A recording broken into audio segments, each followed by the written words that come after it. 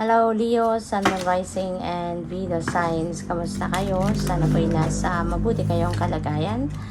Welcome back po sa Star Tarot. At kung bago kayo dito, welcome din po kayo. Please subscribe, like, share my videos, and leave me a comment kung nakaresonate kayo. Thank you. So, first card ni Leo, we have Reflection. Reflection reveals who you are. Baka literal ito, no? Pwedeng literal ito na parang kapag nanalamin ka, no? Kinakausap mo yung sarili mo. Parang doon mo mapapansin na, teka lang, ganito na ba talaga ako? Ito na ako ngayon, no? Parang ganon. So, yun, kung hindi mo pa makita, siguro yung sarili mo sa salamin, diba? Parang hindi mo makikilala ngayon yung sarili mo. Hindi mo marirealize na this is who you are now, no? So, what else? We have reciprocity. Give help, receive help. Okay? So, kung dati, no? Kung dati kayo yung nagbibigay, kayo yung tumutulong, kayo yung benefactor, ngayon, kayo naman, no? Yung magre-receive ng tulong. Kayo naman yung mga ngailangan siguro ng support, no, from other people. Pwede rin dito, Leo, no, na ang iba sa inyo is yung parang kailangan talaga na matuto, no, na tumanggap ng tulong din ng iba. Kasi hindi nga sa lahat ng pagkakataon kayo lang yung magbibigay. Hindi sa lahat ng pagkakataon kayo lang yung tutulong sa iba. Diba? Minsan, may mga pangangailangan din tayo na kailangan natin ng suporta ng iba. Kaya huwag kayong mahihiya na humingi ng tulong sa iba. Huwag kayong mahihiya na to ask for help. No? To ask for assistance from other people. Kasi kapag gaganon, tapos tinatanggap mo din yung tulong nila, hindi lang din yun pabor para sa'yo, but you are also doing a favor for them. Why? Kasi, binibigyan mo din, no? Sa pamamaraan ng pagtanggap mo ng tulong nila, ng assistance nila sa'yo, binibigyan mo din sila ng pagkakataon na makatulong sa ibang tao. To do kind deeds, diba? Kasi kung hindi mo papayagan, kunyari ikaw, diba? Kung hindi mo papayagan na tulungan ka nila, kung hindi mo kukunin kung ano yung tulong nila sa'yo, edi hindi sila nagkaroon ng pagkakataon na makagawa ng kabutihan sa ibang tao din, hindi ba? Kaya ano lang 'yan, tama 'yan, 'di ba? Tutulong ka, magbibigay ka, and at the same time, 'di ba? Meron din pagkakataon na ikaw naman yung tutulungan din. Okay? So we have change. Fear is not a good advisor. Okay? Kaya mayroong pagbabagong magaganap. Mayroong pagbabagong mangyayari. Alright? Kasi, otherwise, na kung hindi mo din babaguhin itong perspektibo mo, if you are going to allow fear to reign sa buhay mo, walang mangyayari. Wala kang mararating. Wala kang mapupuntahan. Kasi kahit maganda yung iniisip mo, maganda yung plano mo, kung sa tuwing mag-a-action ka na, magte-take action ka na, matatakot ka, hindi syempre hindi ka tutuloy kasi matatakot ka. 'Di ba? So, walang progress, walang development. You will be stuck where you are. 'Di ba? Ganun ang mangyayari diyan. So, what else? We have joy. Enjoy the little things. Okay? Kasi hindi lang naman talaga ang mga malalaking bagay ang mahalaga. Diba? Hindi lang naman yung mga malalaking bagay, mga bonggang bagay ang makakapagpasaya sa atin. Even the small things, you know, kahit mga simpleng bagay, isipin mo na lang, umaga, diba? Pagising mo, nakapagdasal ka na, nakapaghilamos ka na at lahat. Tapos ngayon, magtitimpla ka ng kape, magtitimpla ka ng tsaa, diba? Upo ka lang sa porch ninyo, sa harap ng bahay ninyo, tatanaw-tanaw ka sa daan, tatanaw-tanaw ka sa paligid, 'di ba?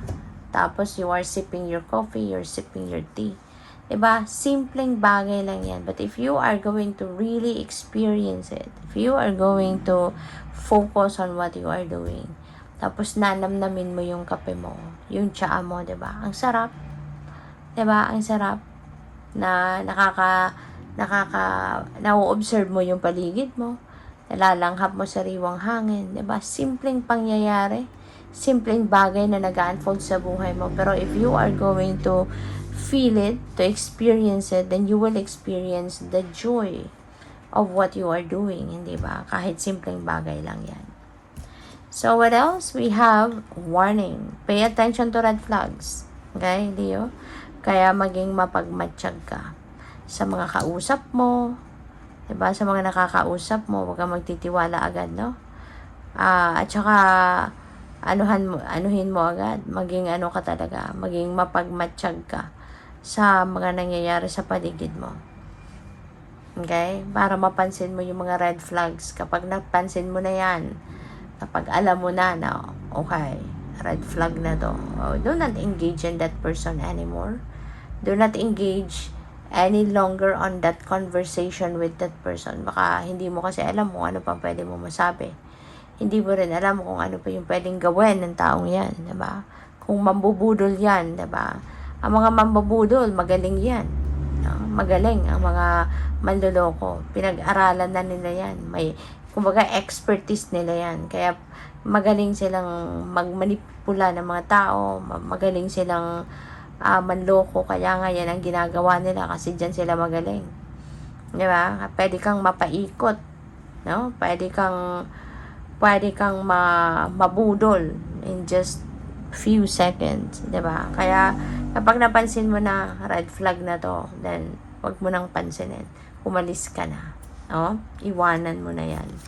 We have gift, precious offering. Ayan. So, baka may magraregalo sa inyo, Leo. Maybe there is someone na magraregalo. Merong magbibigay sa'yo ng biyaya. Merong magbibigay sa'yo ng bagay or tulong or pwedeng opportunity yan, diba? Na ibibigay sa'yo.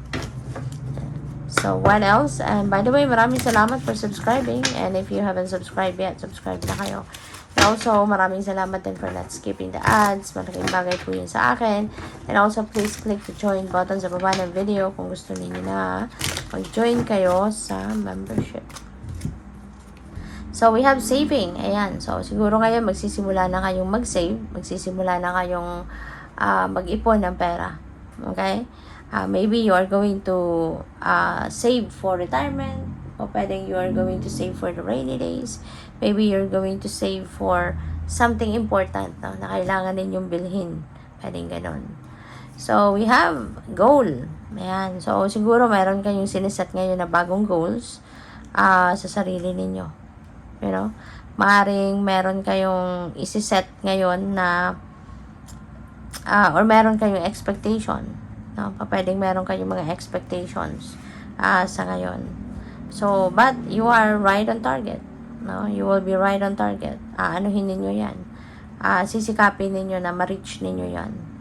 So, what else? We have schedule. Baka kailangan ninyo ngayon na mas organisahin ninyo, schedule ninyo yung mga ginagawa ninyo. Set your priorities. Ganyan. Tingnan ninyo maigi, no? I-organize ninyo yung mga nangyayari sa buhay mo, diba? Para wala kayong ma-neglect, wala kayong ma-overlook, ganyan. So, dapat time management din, ano? Lalo-lalo kung madami ito. Kasi kung palagi kayong magmumultitask, diba? Nakaka-stress yun, nakakapagod. Tao lang tayo, may hangganan yung lakas natin, diba? Kaya kailangan na kung pa pwede i-schedule ninyo, ano yung mga priorities ninyo, para alam ninyo ano uunahin, ano yung ipapahuli. Okay?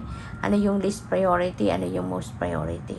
So, good luck. Thank you for watching. Love and light. Namaste.